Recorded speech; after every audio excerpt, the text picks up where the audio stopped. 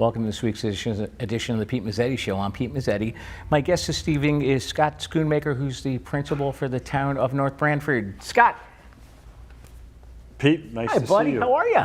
I'm glad we could finally do this. I know, me too. We've run into each other all over town and At very upscale places, Dunkin' Donuts, Starbucks. exactly. You never know where Great we're going minds to meet. You never know where we're going to show up. So Scott, tell us a little bit about yourself and your background. Well, I'm going to start. I'm a superintendent in North Branford. Okay. And I've been the superintendent there for 15 years. All right. I'm entering my 16th year. And prior to this position, I was in Old Saybrook as the high school principal. That's right. For a number of years. I think I was there 14 years. Wow. And I taught in Old Saybrook for 5 years. And prior to my public school teaching, I taught both in the Catholic school system and in the state system at an all-boys residential school in Deep River, Mount St. John. So Okay. I was there for 2 years, and I was in the Catholic school for a year. So I've had a broad background of educational experiences, both in the private sector and the public sector. So I think that's helped in my role as superintendent. Exactly. Doing less with more. Yes. And I'm sure there's a difference between teaching in the private sector Yes. and the public sector. What is that difference? Well, financial aid, I was kidding before about doing less with more, but it's doing what you can with limited resources. And in a lot of the private schools, we're self-funded, you're tuition-based.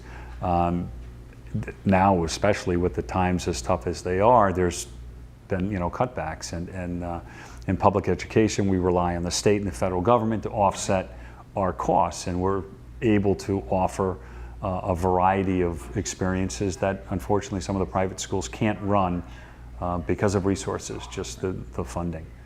Now let's talk about the cost of education and how it affects the school system. Yeah, it's something that we battle every year.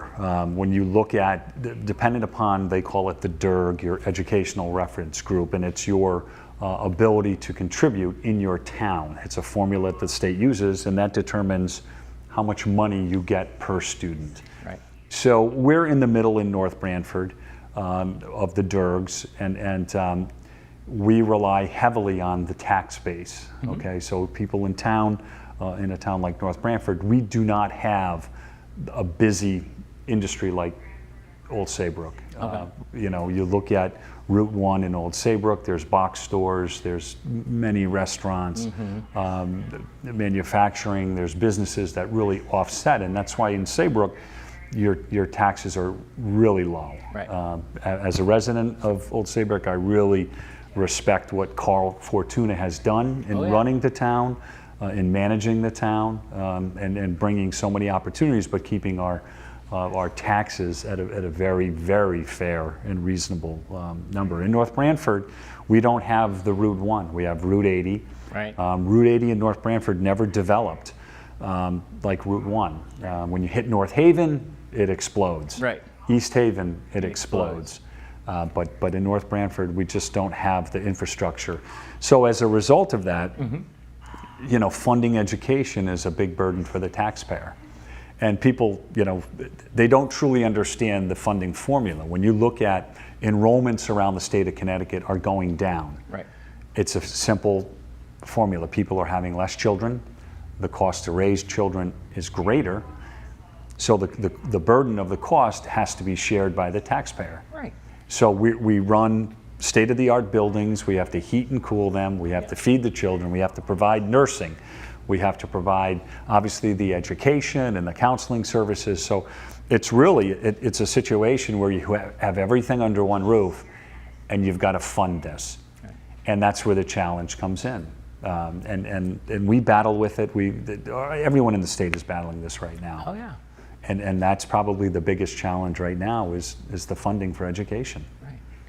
Now, as far as your budget goes for North Branford, what's your budget look like? So, if you look comparatively, we're just under 2,000 students, and our budget is around $34 million. Okay. So we have over 300 employees, but when you start comparing it to like your municipalities, the police department may have 20 officers. so we're the biggest show in town. We draw the most attention because we're the biggest Right. cost. So when we go, the party line, oh, they get the Board of Ed, here they're back, they want all this money. But it's an easy criticism because many people don't understand what it costs. You think of just running your home. Right. And I don't know if you looked at your Eversource bill last month, but Oh, yeah. mine almost doubled. Yes. And granted the air conditioning was on round the clock, but there's other factors as well that played into that, and we're no different. So we burn thousands and thousands of gallons of diesel to run our buses. Okay. We burn thousands and thousands of gallons of oil to heat our schools. Right. And then when we cool them in the summer, so it's no different than running your home, only we're much larger. Yes. And with all of that, it all plays into education being very expensive. Very expensive. Now, how many schools do you run as superintendent in North Branford? So we have 4 schools. Okay. We have a full pre-K program now, which we just got started this past year. So we run the little ones from 3 to 4 years old All up right. through 22 years of age. Oh, wow. So we have identified students who are special education services that will outplace after their 18th year and be with us for another 4 years. Wow. And we have an off-site home that we purchased or leased from the town actually and renovated. And so we'll have some students up till 22 years of age. So we break them down. I have pre-K 3, and then I have a 3, 4, 5, and then I have a 6, 8, and a 9, 12 traditional high school. Cool. So 4 buildings. It's a very manageable number, but it's like anything else. You have the same challenges that the big cities have. Right. It's the world we live in now. It's the trickle down. It's things that we turn on the news. You watch the news, depending on what channel you watch. But we're in a crisis. We're in a crisis, and a lot of it falls in the lap of public education. And I mentioned before about what we provide, and we have to wear many hats. We have to be counselors. We have to be psychiatrists, psychologists. We have to feed the children. We obviously have to educate the children, provide a lot of the healthcare services. So it's a total wraparound, for 1,700 kids in North Branford. Wow.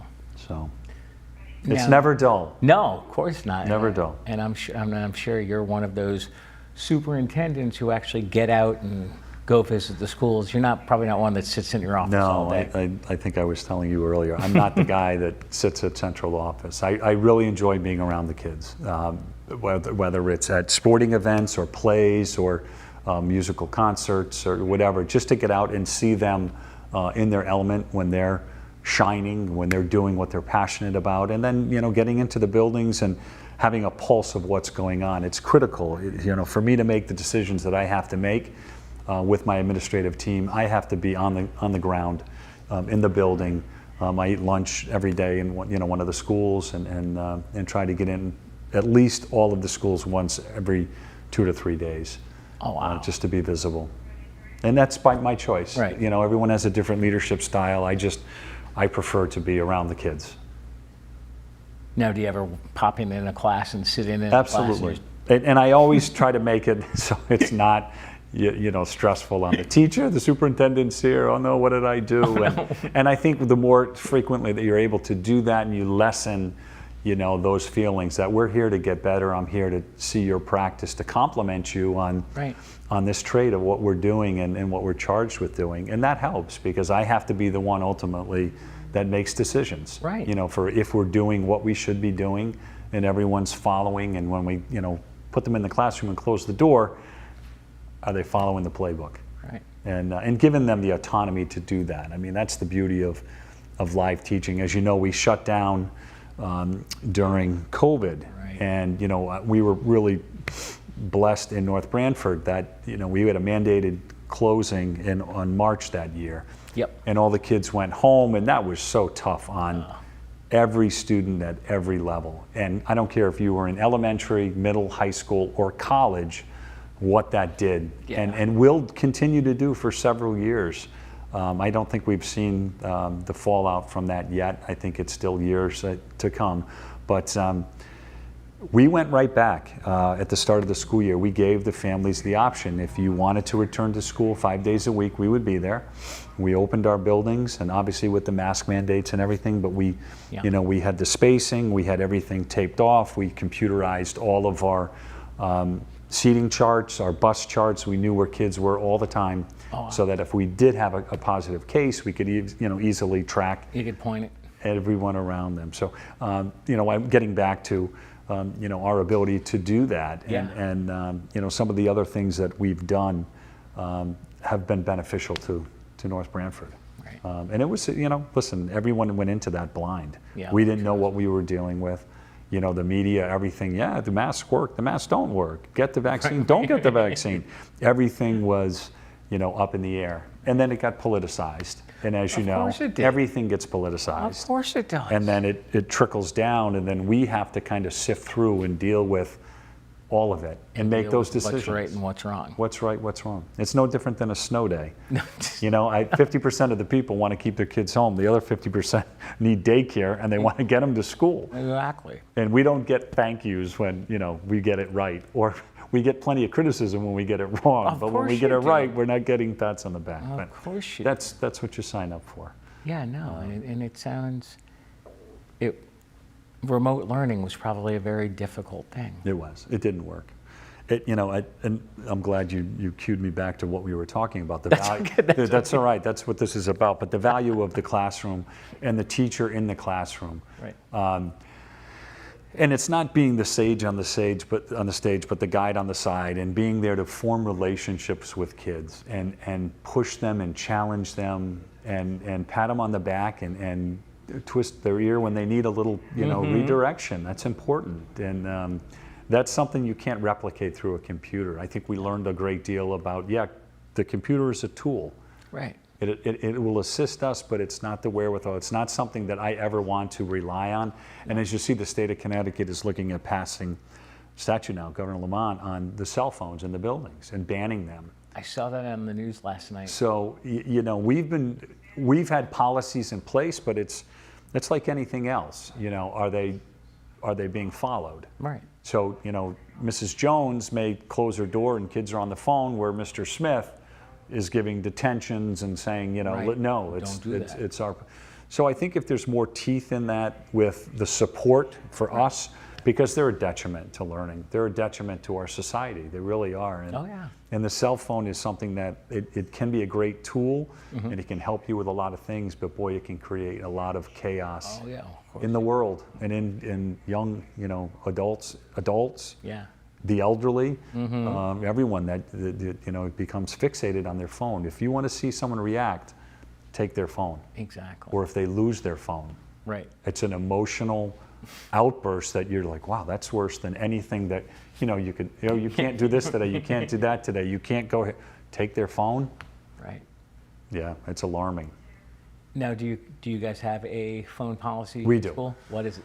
So we're flexible in that we let everyone know, and all the parents know prior to the start of every school year, these are the expectations and these are the consequences if you do. We built these fancy trays for them to go into in every classroom. Okay. We allow them in their study hall or in the cafeteria for lunch to access and use their phones. Okay. Or passing periods. We have 4-minute passing periods. But other than that, when you're in an academic classroom or an elective classroom, those phones are away. They're locked up. They're out of sight, out of mind. And if you do get caught, and kids do, kids are kids, we know that. Right.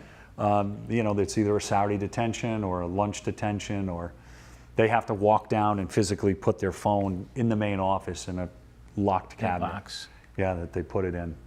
And then we give it to them at the end of the day, and they have a consequence. And it's been good. We had T-shirts with the cell phone with the circle around it, crossing it out, and all the teachers were wearing it like, we're here for the same mission. Exactly. To learn, and we need your attention. We need you at your best. And phones are a distraction. I know personally for me. Oh yeah. And everything that science tells you, don't put your phone next to your headboard. Leave it downstairs. We don't do that. When that thing dings, the first thing you do is you grab your phone to say, oh my gosh, what? And it's a sales thing, or it's something nonsense. It's but you have to look at that phone. Absolutely. So Anyway. So you and I were talking about the high school and dealing with the kids, and you and I were talking off camera about your sports programs and how good they are. They are. Let's. I think I have the luxury of having played sports in high school and then in college Yeah. and then professionally. And That's right. I know as a young adolescent what sports did for me. It gave me such confidence and discipline that it got me through a lot in my life. And playing basketball in college and then playing professionally, I think I have a strong understanding. And then I was a high school coach at St. Bernard's High School in yeah? Uncasville, so I was a varsity basketball coach. Oh, wow. I was playing basketball overseas in South America after college, my very first job playing professionally, and I got injured. I came back, and I got a phone call from the athletic director saying, "Hey, I know you're back from Brazil, and you've been injured. Do you want to come over and coach here?" And I jumped on the opportunity. I ended up coaching basketball there for 8 years. And the connections I made with the student athletes and the relationships that I built, I still remain very close with many of my players. Oh, yeah? And I've hired a few of them as teachers, and it really was eye-opening to me, the value of what coaching and being around, and that led me into education. But our sports programs, we're a community, we're a working class community. The parents are passionate about athletics. They want their kids to be successful, and that's a balance as well. I mean, like I say with everything, you have to stay in the middle, right? Because you can have parents that don't get involved and don't go, and then you have parents that want to go and coach the game when they're in the stands. So you find that sweet spot in the middle. And we do really well. Our girls' sports are off the charts. We've won. Now we're at 8 softball shoreline championships in a row. Oh, wow. 8 in a row. Wow. And field hockey for girls, we've won 3 state championships in the last 5 years. Wow. And we have a legendary national coach of the year, Babby Noon. Yeah. Who is, and I've been in this for 30 plus years, having coached, having been an administrator and teacher. I've never met anyone like Babby Noon. Just her, everything about her personality, her style, her connectivity with the kids. She's a legend, and the people are blessed in North Branford to have her. And so, and our other teams do well. We support them. We emphasize, the importance of team play and of being on a team and the discipline that goes along with it, what it takes to be a good teammate. Our athletic director, Lori Conley, does a great job of really orchestrating all of it. So it's a good place to be. I love going to events. I love going to the games. There's nothing better than, Friday night. I don't care if it's girls soccer, girls lacrosse, boys basketball, football. There's nothing like hanging out in the watching stands. the kids, and the school morale. And as your teams go, your school goes. The kids love that, and it's fun. And you never know if you're doing a football game. You never know, DeMeo might show up. Yeah, the great one. Oh, the great one. Yeah, and let's talk about him. Yeah, well, legend. They don't. That's a broken mold. It really is. They don't make people like that anymore. And they say the greatest generation ever, and he's from that generation. Oh, They don't lose it. They don't lose their passion and their connectivity with the kids. And he's great. so we're when he comes, we're so fortunate, to have him at the games. Oh, he's a great guy. And everyone gets excited. Oh, yeah. They love it. Yeah, I know. It's those are the types of things that you want to pass down to generations. Absolutely. So We're gonna stay with sports because there's 2 things I want to make before we move on. sure. First off, let's talk about your son. You have a son. I have 3. Okay, you have 3, but I'm thinking of one off the top of my head who's playing professional football. Okay, my oldest. He's a cowboy. Yeah. So it's been a journey. He grew up here in Old Saybrook and played multiple sports: baseball, football, basketball. And with your own children, they you have rose-colored glasses, and you're always he's gonna. But there was something about the oldest one that gifted. He could pick anything up and do it, and he's my height. He's really big and strong and fast. Yeah. And I thought he was going to be a left-handed baseball player. He had a lot of college interest there. Basketball, he was a very good basketball player, at Hampden Hall. And then football, that became his passion. He loved everything about it. He was a left-handed quarterback, and then he converted to tight end. And the coach that his agent was his high school football coach, Joe Linta. Okay. So Joe Linta has 40-plus guys in the NFL right now. Luke is one of them. And he looked at Luke and watched him move and run and do things. He said, son, you can play quarterback for me, or I can split your time and put you at tight end, and you'll go anywhere you want to go and play.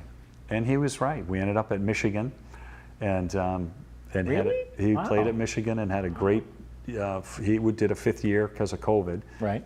And had a great experience there and a lot of success in his last 2 years. And then he got drafted in the second round. Right. So he was the 56th pick in the NFL draft, which was exciting. Yeah. And so I mentioned I have 3 boys, and I also have my daughter. They all were passionate about sports. My second oldest played all 3 sports, went to St. Anselm's College in New Hampshire. Okay. And played football there, and then went into the Marine Corps.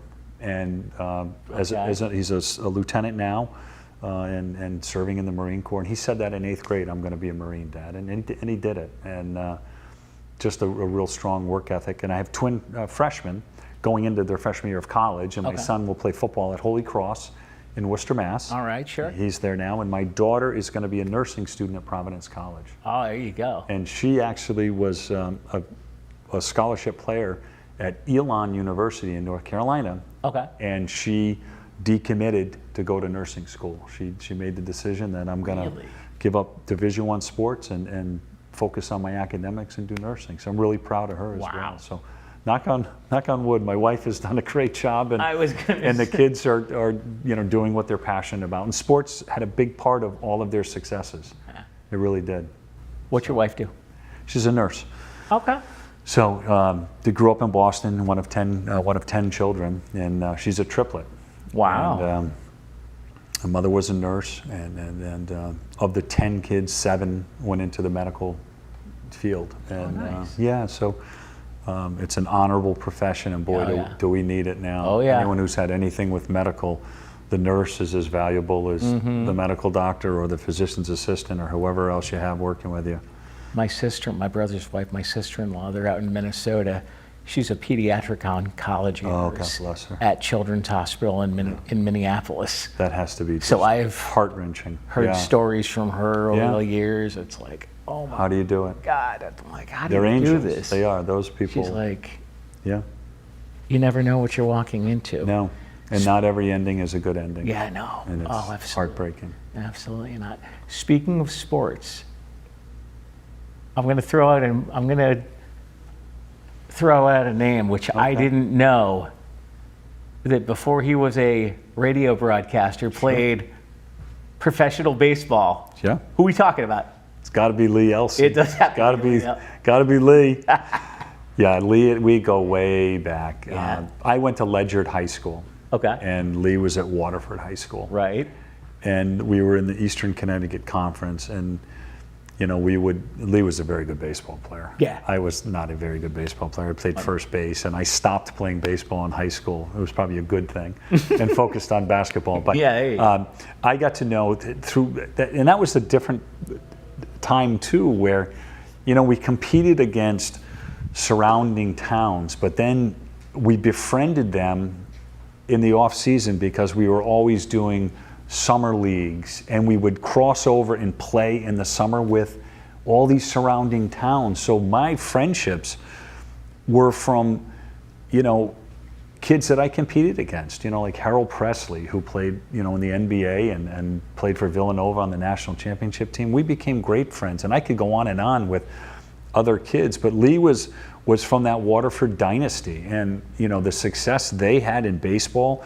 I never thought Lee would do what he's doing, and he's really good. Oh yeah, he's really good. And listen, people didn't think I'd become a superintendent, so never say never. Exactly. And there's a lot to be said for that, with grit and determination, and a little luck, being blessed, a little timing, and and sticking to your game plan, and Lee's done that, and yeah, I enjoy listening to him. Oh, he's a great guy. He is, and he's. I like to think of him as a common sense guy. You know, I always say that if you're too far to the right or too far to the left, you're in the danger zone. Exactly. If you can meet in the middle, which he does, You're good. You're good, and you know, he doesn't agree with everything on his political party, and that's, I like that. That's healthy, because both parties have a lot to work on. I think that's. I don't think I need to get into that, but no.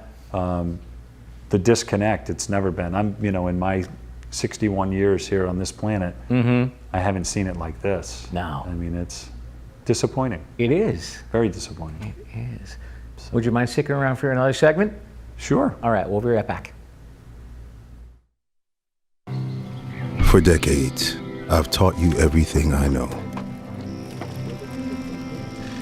How to safely build a fire, and how to control the flames. But I can only teach wildfire prevention. Only you can prevent wildfires.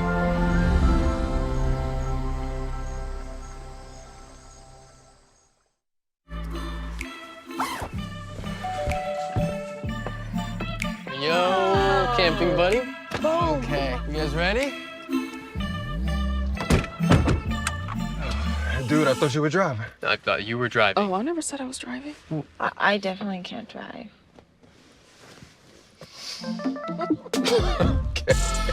If you're high, just don't drive. It's illegal everywhere. If you feel different, you drive different. Welcome back to this week's edition of the Pete Mezzetti Show. I'm Pete Mezzetti, sitting here with North Branford Superintendent Scott Schoonmaker. Scott, welcome back. Good to be back. Thank you, my friend. All right, so we talked about all sorts of fun stuff in the first half. And now let's talk about another mutual friend that you and I have. Okay. Now I'm at the edge of my seat here. Who's our other mutual friend? Old Saybrook Italian Restaurant. Oh, it's got to be the great one, Len DeBella. It does have to be the great one. Tell us about Lenny.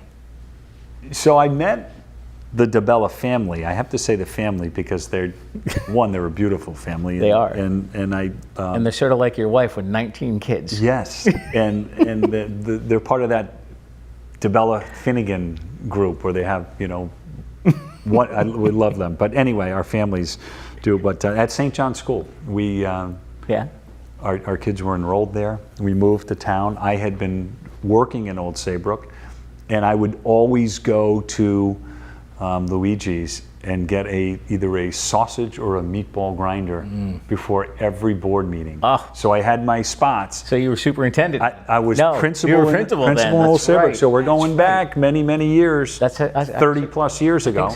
I think that's how you and I met. Probably there. That was my go-to. And more so than just the food being outstanding, the family, all the workers, who they hire, the Saybrook kids. God. Lenny's family, they're beautiful, and so that we started off 30 years ago, and then our kids were in school together, and I just was at a wedding, you know, that the Bellas were there, and it was wonderful, and so it was great to reconnect with a lot of the Saybrook people. Was this the wedding Vinny was at? Yes. Okay. Yes. Okay. Vinny was at our table. Another great one. Another icon.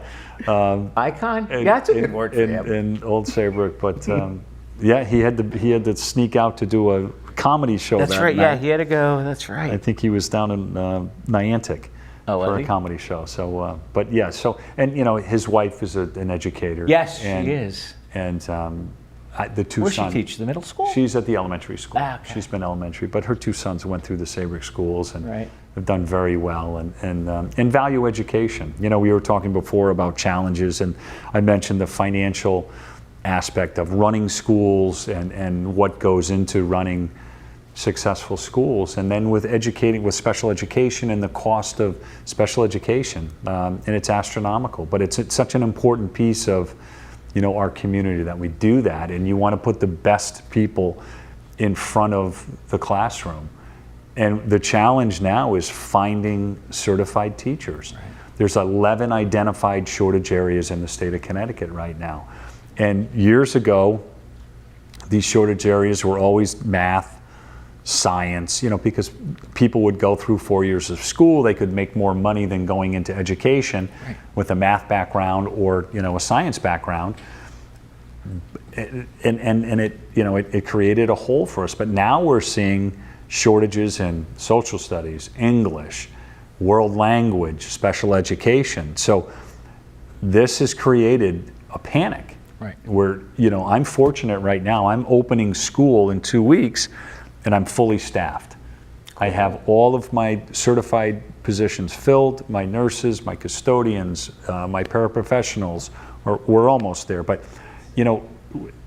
fewer people are going into education. Right. It's a challenge. It comes with a great deal of scrutiny from the public now.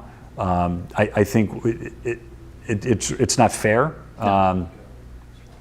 with what we're asking our teachers to do. And it's a great profession. There's not a more honorable profession than teaching.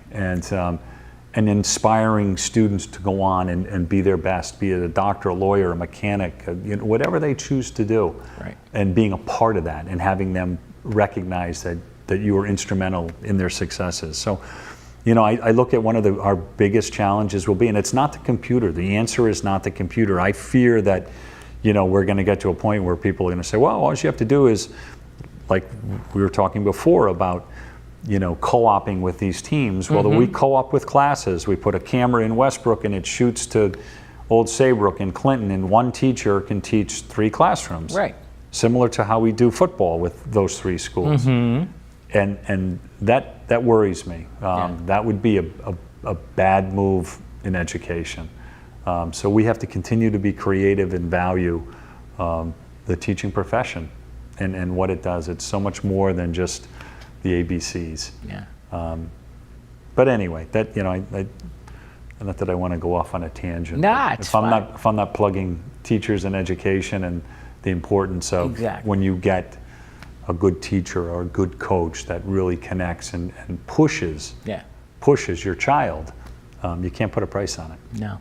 Now, as far as the teacher shortage goes, how detailed is it if you want to become a teacher to get your degree? Well, they're softening, loosening right. some of the because of the shortage. If you have experience in other areas and you can go in, if you were an engineer, if you were a journalist or a writer, and you could go in and handle the curriculum in an English class or teach a math class with an engineering background, they're lessening the criteria to become a teacher. Really? They've had to. And that's worrisome too, because and listen, I much rather would have someone that's gone through a program of studies through accredited college in education in front of my child. But when you look at the alternative of, okay, you don't have a teacher, but we have someone with a knowledge base that can go in and deliver the curriculum for you, that's where we get caught. And we've got to have people in front of the classroom. So it's going to be interesting. I think the next 10 years it's hard to believe. I know you look around and there's certain professions, law enforcement, Right. they're not going into it.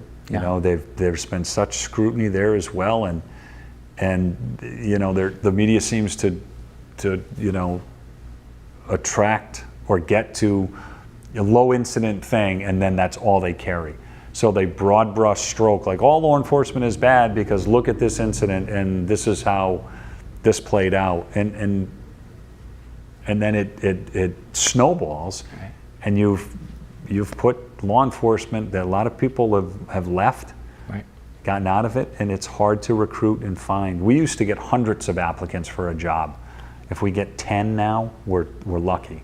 Really? And it's the same thing with law enforcement. When they're looking for and recruiting, they're not getting the numbers. They're getting a lot of departmental transfers from town to town. Right. That guys retire in one and jump over and start over in another one, where you didn't have that in the past. Exactly. Now, what's the difference between a teacher and a paraprofessional? So the certification. So the Okay. teacher has to go through, a series of courses on philosophy and then content area, pass a test. Okay. They have to pass their praxis test to get certified. And the paraprofessional is required to have a degree. In some districts, they're not required to have a degree. And they'll come in and there's a test they can take to be a paraprofessional, and it's basic, but they're critical in the classroom. The paraprofessionals are, and unfortunately, we're not able to pay them what we'd like to pay them. Many Right. districts, they don't give medical benefits. When you look at a family medical package now in education, it's like $30,000. Okay. So if a paraprofessional is making $15,000 a year and you're picking up their medical for 30, it doesn't add up. It's upside down. And towns can't afford it to do it. And and many people need the benefits. So we're strapped trying to find paraprofessionals. And they're another set of hands and eyes in the classroom for the teacher, and they're just a great help for every classroom. So we're about to go into the new school year here in a couple of weeks in North Branford, right? Ready, set, go. The Ready, 28th, set. yes, of this month. What are you looking for the school year? Goals, objectives? I think we're always looking at, school climate, that we're constantly reinforcing being a good person, that, you're one that extends your hand to help someone and be a big brother or a big sister to someone who's, less fortunate or in need. So we're always working on that social emotional piece and trying to model those behaviors as a staff and as a community, and really provide a safe learning environment for our children. The world is crazy now. We have, I have armed guards in every building.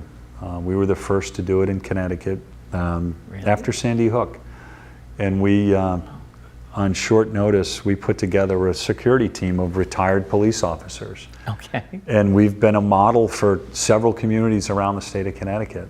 And I always say, if you have a better method or program, give it to me. And we haven't had a better suggestion to date since Sandy Hook. It works. And the gentlemen and the women that we hire, they've had their career in law enforcement. They're well trained. They want to still give back. They're of an age where they still can give back. Okay. And they bring all that expertise. So we work hand in hand with our local police department. We train with our police department, and the community loves our security guards. Oh yeah. They love them. They because they're always visible. They go out for recess. We cover from 6 in the morning till 6 at night. So we're there for after school activities. We're there when all the kids come to school. It's been a very positive initiative in North Branford. Wow. Yeah. It's important. Yeah, of course it is. Probably the most important thing we do. Yeah. Safety. Yeah. Kids have to feel safe. Oh, of course. Staff has to feel safe. Oh yeah. It's critical. Now, do they go through metal detectors or? We don't have any metal detectors. No. There's larger school districts that do that. We don't. We know our students, the relationships that our faculty. We ask them to do a lot of different things to make sure that we're ahead of the curve on things like that. But Right. but we don't have metal detectors. I think you take that atmosphere of a school and it goes more towards, am I at the airport? Am I at a prison Where am I? entry? Like, we want our schools to be welcome and friendly, but we want to have enough security there that we know, God forbid, if there was a situation, we have experts there. And your security team's pretty good at the high school.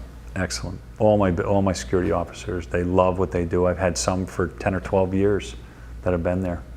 Now, do they interact with the kids? Every day. Yeah. They're in all of the cafeterias for lunch.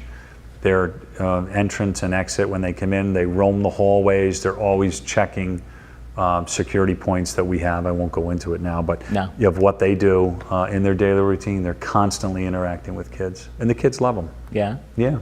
They're not there to make an arrest. They can't make an arrest. They're not. Oh, no? They're not sworn officers. So if we have a situation that rises to that level, the police come in. Yeah. So they're not threatening, and the kids know they're there to protect them, and they really respect that. Like, these people are here to keep me safe. That's pretty powerful. It is. Very powerful. It is. So, it's a good thing.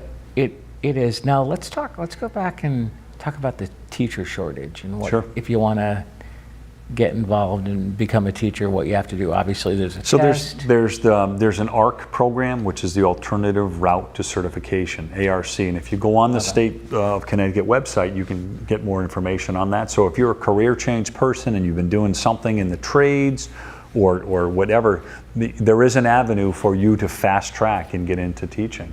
And I mentioned the word trades. I am really pushing manufacturing. I am embarking on a goal of mine, a personal goal. After I finish our new high school, we're completing a $74 million brand new high school in October of this year. Oh, and really? It's gorgeous. It's state of the art. But what I'd like to do on the back part of our property is put up a 6,000 to 8,000 square foot manufacturing building. And we would move a lot of our programs that we currently have into this building. So we'd have welding, advanced welding, automotive. I have 2 bays for automotive. I'd move the 2 bays to this building. CNC machinery. With the welding, you'd learn to solder and be career ready. You know, for kids who are hands-on learners. Our most popular courses are elective courses that are hands-on. Kids love to. Our art classes and our tech ed classes, our engineering, the kids love to be with their hands. Our TV productions, advanced TV productions. And that's what we're really proud of for a small high school of 500 kids, that we can offer this much. You guys have a small. Small. We're not a large school. And, you know, so that's one of my goals, is to move into this building. And then what I want to do is repurpose it at night and have adults come back that want to learn a trade.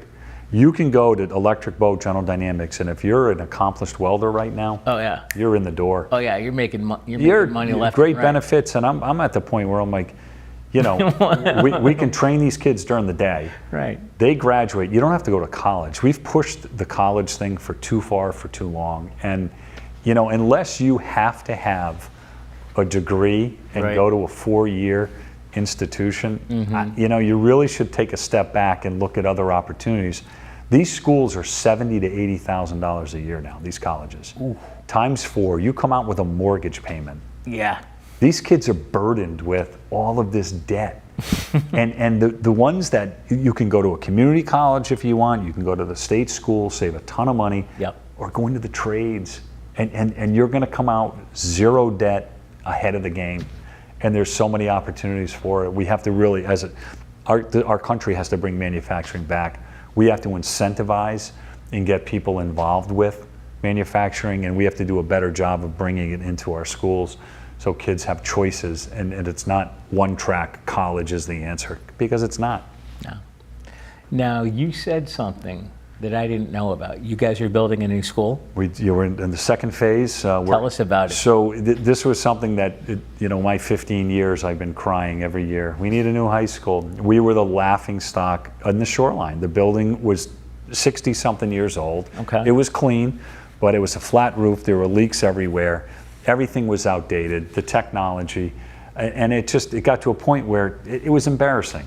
And we finally got to a point where our board got behind it. We convinced the town council, and we did it. And we hired an exceptional architect and a great building company, and we did the first phase on time. So we built a 3-story building. We designed it around, what I wanted was all your large areas in the same area for security, but then for comfort for kids. Like the media center library is connected to the cafeteria. Right. So you can intermingle there. The guidance counselors are next to you in their suite. And then everything else in the second phase will be the gym, state-of-the-art weight room, my culinary, which is to die for, this culinary room we're putting up. And I want to rent out at night and have people come in and take cooking classes and do things. It's spectacular. So the kids are in for like a real treat October 1st when they come back for phase 2. And they love it. It's just the whole morale changes, everything changes. And it's important. So looks like when you open this new building, I have to come down. You have to come for a I tour. have to You're come- going to love our TV I have to studio. come visit. I want you to come with your employees too here. My crew? Take the crew and tour our studio. Okay. And we'll tour the high school. Lunch will be on me. I have a great chef there. Yeah. Out of New Haven, and we'll treat everything, and you tour it, and I'm guaranteed you'll walk out and say, "Wow, this is good stuff." Yeah. So, we'd love to have you. And I was going to say, if you ever want me to come in and speak to your TV Yeah. productions class, Absolutely, let me we'd know. love I that. can- We'd love that. There might be a fee involved, but Well, we'll- listen, there's always, nothing's for free. Trust No, me. of course, no, of I course know not. that. I Now, know that. tell us a little bit about the extracurricular activities, because you said you were going to move them all into one big building. So the manufacturing building would be obviously more of the hands-on, but I'd have a technology piece to that too, coding and things that are wide open for kids right now to be able to get in your public school without having to go to a state technical school. Right. And so that you stay with your friends, you can play sports in your town, but you can get that alternative education that will set you up. And if you want to go to college, you go to college. Right. That's okay. It's choices. Right. But we have to do a better job of that. And you know, we have the engineering program through Project Lead the Way. I brought that to Saybrook when I was here, and Right. and I followed suit and brought it out to North Branford as well. And we had a greenhouse that we put up here. I had a greenhouse here. I guess you get certain things that you really believe in that you do, and that becomes part of your identity. And we've done that. But the arts, we have a wonderful elective program in the arts, and I'm passionate about music and getting kids exposed to, and we have music all the way down into our third grade. So we have music in K2, but third grade, fourth grade kids are picking up instruments, and we grow that into our middle school, and it just gets difficult at the high school because now you're competing with Right. courses. Yeah. And kids want to take, I want to take AP this, so we run a block schedule, so it's hard to fit everything in. Yeah, everything in and And but it brings so much to their education. I'm passionate about language and kids having the ability to take language. But a lot of things are getting pushed off the plate because of mandates and things that is being passed down to us. That's another challenge. Yeah, no kidding. So. No kidding. And school is about to start here in a couple of weeks. 28th. So we're on Wednesday the 28th. We go for 3 days before the long weekend, which I like. Yeah. I do. Of course. You put your toe in the pool before you jump in. Exactly. And that allows us to have a 3-day week, then a 4-day week, and then we start with a 5-day week. By that point, we're into September.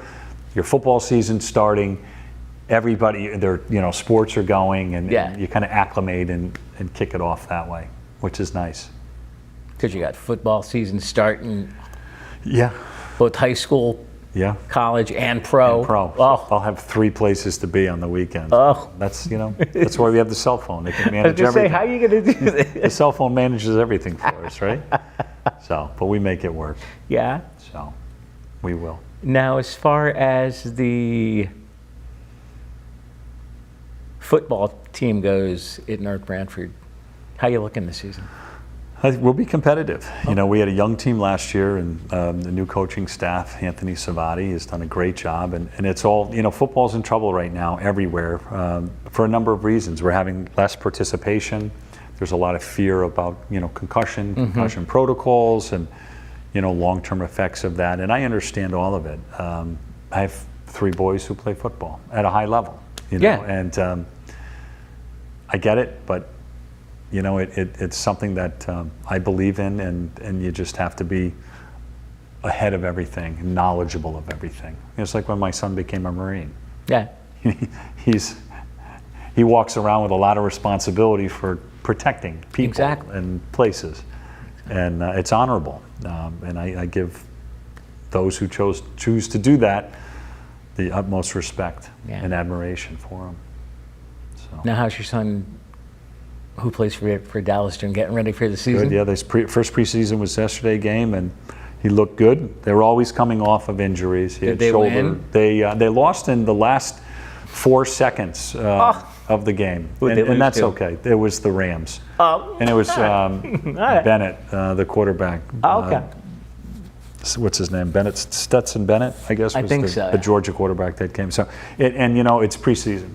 Yeah. You just want to stay healthy. I was gonna say it's preseason. Preseason, doesn't matter. They don't count. No. You just want to stay healthy. Yeah, That's I the don't. goal. I don't count preseason football. No. So, but he's good. I'm sure. Pro football starts here probably in a couple of weeks. They have 3 preseason games this year, and then they start the season. So they've been talking a lot about expanding the number of games, and then you have the players' union who has to negotiate all of that. So it's a grind. I've gotten to meet his teammates on a couple different occasions. Yeah. And, it's hard to survive in that league. Yeah. If you make it past your Of course. third year, You're good. You're in a minority of players that make it. A lot don't that don't make it 4 years. So he's got a goal. He's got it. I give him credit. Right. He wants to do well. He just doesn't want to be on the team. He wants to do well. Yeah, I know. And I'm sure it's pretty grueling to Yeah. be on a professional football team. It's not. Yeah. It's a car crash. Yeah. Every play. Exactly. It really is. And they're bigger, faster, stronger now. The equipment is better, and you have to be mentally, physically, everything has to be in alignment because you can get hurt like that. Like that. So what's Dallas Cowboys Stadium like?